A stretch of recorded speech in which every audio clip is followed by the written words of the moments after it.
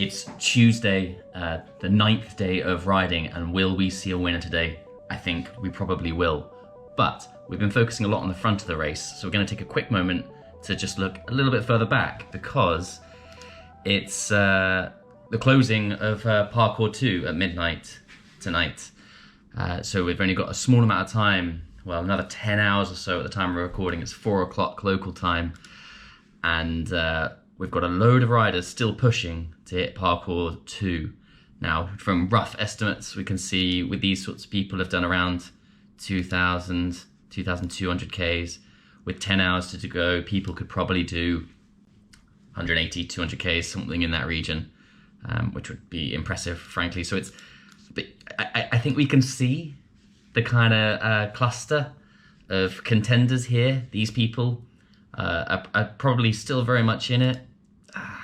Yeah, Adam has probably got a lot of work to do if Adam wants to hit Parkour 2 in time. But this cluster of people are still pushing. Then we go back to the graveyard of people who sadly DNF'd. But maybe also a group of people that are still going but not really worrying about general classification, like Romy Berntsen,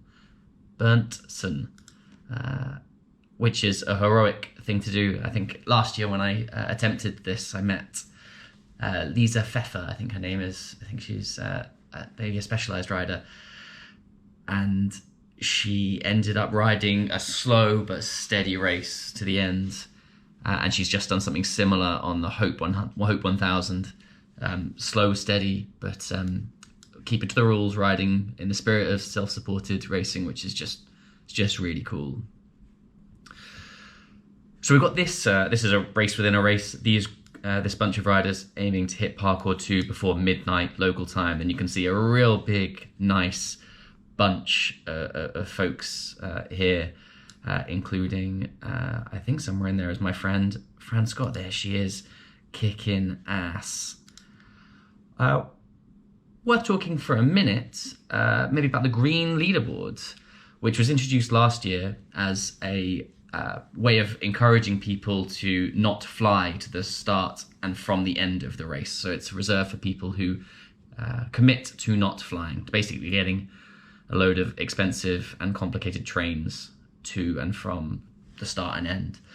In that list of people, we've got some really strong riders. Some of them you'll know. Tim de Wit is at the front. He's an engineer from Belgium who actually won the Green Leaders competition in 2023 when it was first introduced. Maybe he's going 2 for 2 there. He actually also came 3rd overall, I think, last year. So there's a small chance. I mean, right now he's in 4th position. There's a small chance he might be going for that as well.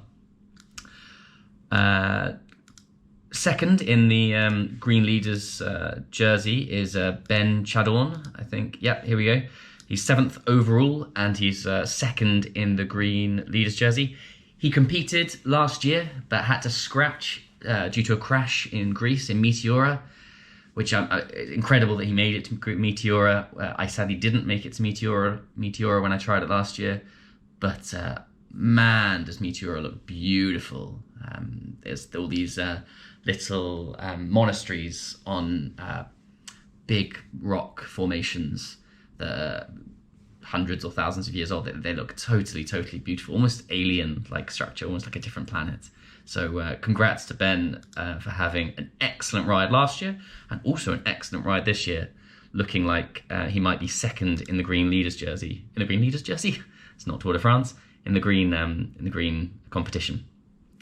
The person 3rd is Jana Kesenheimer, who's the fastest woman on the road. She's committed to going green. There's a really great 30-minute film on YouTube about her. I think it's called Dead End. It's called. It's all about pushing limits.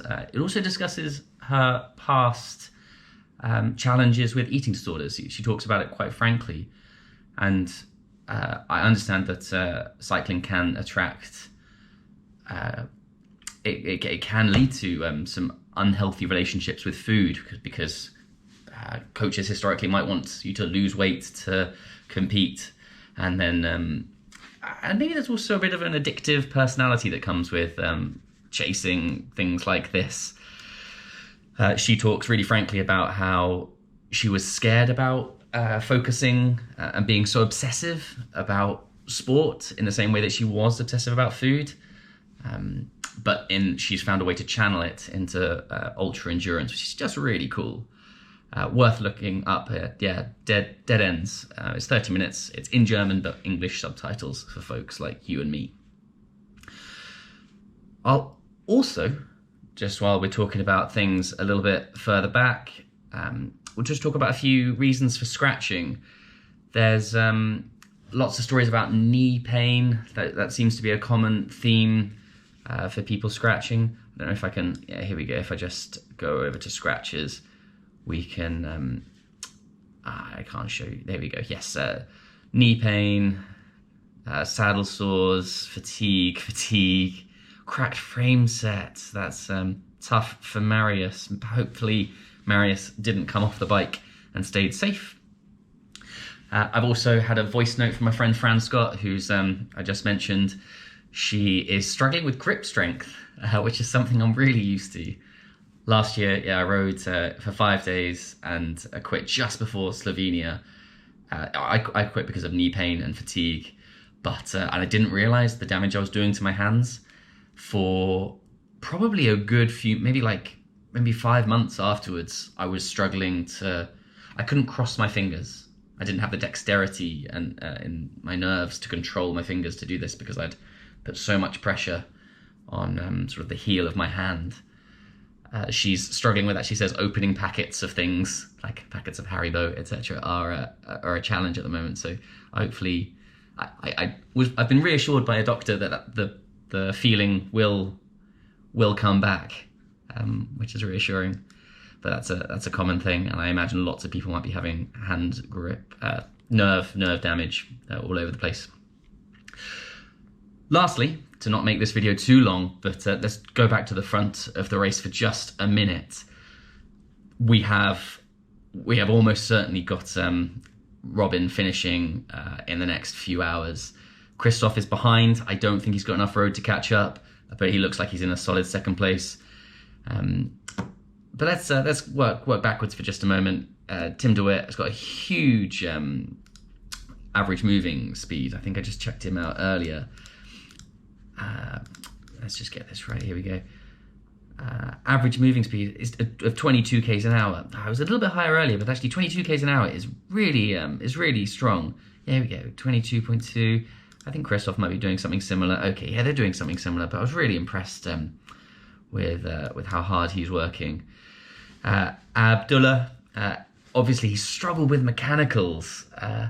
He's had a really strong race, but he said struggling with, I think, fixing puncture after puncture overnight when his brain's foggy. At this stage in the race, brain fog is real. Christoph Strasser has won the last two TCR races, the 8th and the 9th, and those were his first attempts at the Transcontinental. He was previously a winner of Race Across America, RAM, where that's a supported race, whereas Transcontinental is an unsupported race. So he had two years in a row winning it, and there was chat about him going for the hat trick. He has gone for it. I really love his honesty in his videos. He is going for it. He's trying his hardest to win. He's been pushing a little bit later. He's been lucky with bike shops that were open on a Sunday. That meant he could buy quite a few more tubes before going onto the gravelly parcours. But it looks like this race is going to go to Robin. It looks that way. Robin has entered the Transcontinental Race 3 times. This is his 3rd time. He said that the first time was an experiment. The second time he pushed himself and went for it, but sadly lost out to, sadly for him, lost out to Christoph. I think last year and the year before there were more, the ferries made more of a difference. So I think it was a little bit of luck and obviously strategy that put Christoph in the lead. This time he's gone balls to the wall, hasn't he? He went out immediately from the gun. He has been the first rider to every one of these checkpoints. So all of the control points, he was the first rider there. So he means business. He's not messing around. He's shooting for the win, and the strategy is paying off so far. Hopefully, we'll see him cross the line maybe in the next 4 hours or so. It's difficult to estimate what this looks like in real time. But that's all for now. But we'll check in once we see somebody cross the line.